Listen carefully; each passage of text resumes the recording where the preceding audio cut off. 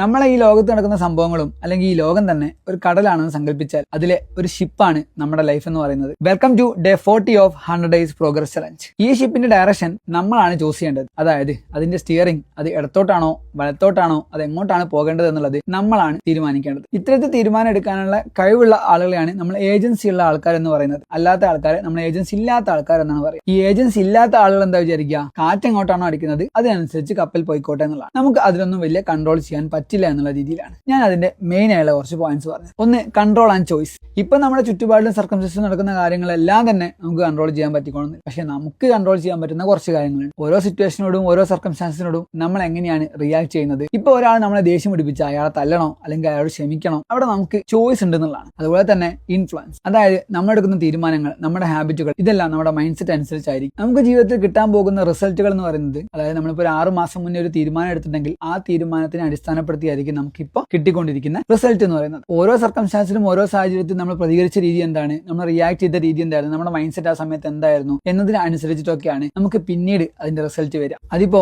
6 മാസം കൊണ്ടാവാം, ഒരു വർഷം കൊണ്ടാവാം, ചിലപ്പോൾ ഒരു ഡെക്കേഡ്സ് എടുക്കാം. പക്ഷെ എന്തായാലും നമ്മൾ എടുക്കുന്ന തീരുമാനങ്ങളുടെയും നമ്മുടെ മൈൻഡ് സെറ്റിന്റെയും റിയാക്ഷന്റെ ഒക്കെ അടിസ്ഥാനത്തിലായിരിക്കും ആ റിസൾട്ട് കിട്ടുക എന്നുള്ളത്. അതുപോലെ തന്നെ എന്ത് പ്രശ്നം ഉണ്ടാവുകയാണെങ്കിലും സിറ്റുവേഷനുകളെ ബ്ലെയിം ചെയ്യുന്നതിന് പകരം നമ്മുടെ തെറ്റാണ് അത് എങ്കിൽ അത് നമ്മളതേതാണെന്ന് അക്സെപ്റ്റ് ചെയ്യാനുള്ള ഒരു മനസ്സ് നമുക്ക് വേണം. അത് മറ്റുള്ളവരുടേതാണെങ്കിൽ അത് മനസ്സിലാക്കാനും അതിന്റെ ഭാഗമായിട്ട് പെരുമാറാനും നമുക്ക് പറ്റും. ഫ്രീഡം അതൊരു അബ്സല്യൂട്ട് ഫ്രീഡം അല്ല. അതായത് നമുക്ക് എന്തും തോന്നിയ പോലെ ചെയ്യാമെന്നല്ല, പക്ഷെ ലൈഫിലെ ചില ചലഞ്ചുകളോട് നമുക്ക് നമ്മുടേതായ രീതിയിൽ റിയാക്ട് ചെയ്തുകൊണ്ട് അത് സോൾവ് ചെയ്യാൻ വേണ്ടി പറ്റും. അപ്പോൾ ഇതൊക്കെ ഏജൻസി ഉള്ള ആളുകളുടെ ഭാഗമാണ്. ഒരു ഏജൻസി ഇല്ലാത്ത ആളാണെന്നുണ്ടെങ്കിൽ അയാൾ എങ്ങനെ പറയും, I can't change because life just happen to me. അതായത് എന്റെ ജീവിതം ഇങ്ങനെയൊക്കെയാണ്, ഇത് മാറാനൊന്നും പോണില്ല, അല്ലെങ്കിൽ ഇങ്ങനെയാണ് എനിക്ക് സംഭവിച്ചത് എന്നൊക്കെ പറയും. പക്ഷെ ഏജൻസി ഉള്ള ഒരാളാണെങ്കിൽ എന്ത് പറയും, അതായത് എനിക്ക് ഇവിടെ ടോട്ടൽ കൺട്രോൾ ഒന്നും ഇല്ല, എല്ലാ സംഭവങ്ങളും കൺട്രോൾ ചെയ്യാൻ എനിക്ക് പറ്റില്ല, പക്ഷെ എനിക്ക് എന്ത് ചെയ്യാൻ പറ്റും, എനിക്ക് എന്നെ കൺട്രോൾ ചെയ്യാൻ വേണ്ടി പറ്റും, എന്റെ മൈൻഡ് സെറ്റ് എന്താണ്, എന്റെ റിയാക്ഷൻ എന്താണ്, ഇങ്ങനത്തെ കാര്യങ്ങളൊക്കെ കൺട്രോൾ ചെയ്യാൻ വേണ്ടി പറ്റും. അപ്പൊ നമ്മൾ നമ്മുടെ ജീവിതത്തിൽ എപ്പോഴും ഒരു ഏജൻസി ഉള്ള ആളായിട്ട് മാറാൻ വേണ്ടി ശ്രമിക്കുക. അറിവും അപ്ഡേറ്റ്സ് ആയിട്ട് അടുത്തൊരു വീഡിയോ കാണാം.